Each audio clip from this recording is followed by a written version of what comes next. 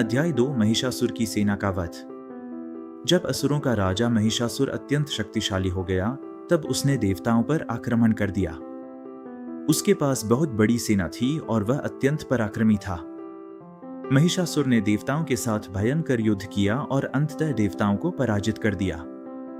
देवताओं की हार के बाद महिषासुर ने स्वर्ग पर अधिकार कर लिया और देवताओं के स्थान पर स्वयं इंद्र बनकर शासन करने लगा। देवताओं को स्वर्ग से निकाल दिया गया और वे अत्यंत दुखी होकर पृथ्वी पर भटकने लगे। तब सभी देवता मिलकर भगवान ब्रह्मा, भगवान विष्णु और भगवान शिव के पास गए और उनसे सहायता की प्रार्थना की। देवताओं ने बताया कि महिषासुर ने स्वर्ग पर अधिकार कर लिया है और उन्हें अपने स्थानों से निकाल दिया है। यह सुनकर भगवान विष्णु और भगवान शिव को अत्यंत क्रोध आया। उनके क्रोध से एक दिव्य तेज प्रकट हुआ।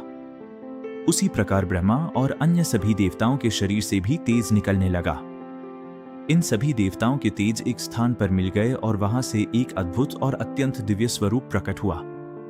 यह दिव्य स्वरूप ही महादेवी दुर्गा का था। देवी का रूप अत्यंत तेजस्वी और अद्भुत था। उनका तेज हजारों सूर्यों के समान चमक रहा था।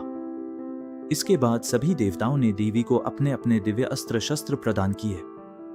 भगवान शिव ने देवी को त्रिशूल दिया। भगवान विष्णु ने अपना सुदर्शन चक्र दिया। भगवान वरुण ने शंख दिया। अग्निदेव ने शक्ति प्रदान की। वायुदेव ने धनुष और बाण दिए। इंद्र ने अपना वज्र और ऐरावत की घंटी दी। हिमालय ने देवी को सिंह वाहन और अनेक दिव्य आभूषण दिए। देवी इन सभी अस्त्र शस्त्रों से सुसज्जित होकर अत्यंत तेजस्वी और भयंकर रूप में प्रकट हुई।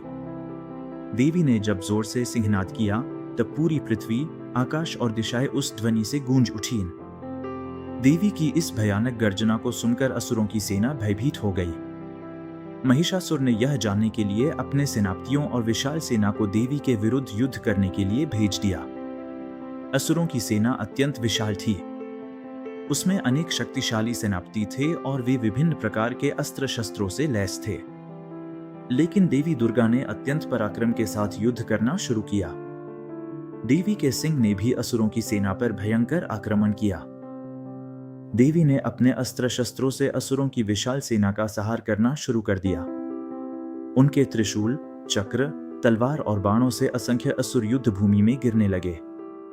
देवी की शक्ति इतनी प्रचंड थी कि असुरों की सेना भयभीत होकर चारों दिशाओं में भागने लगी।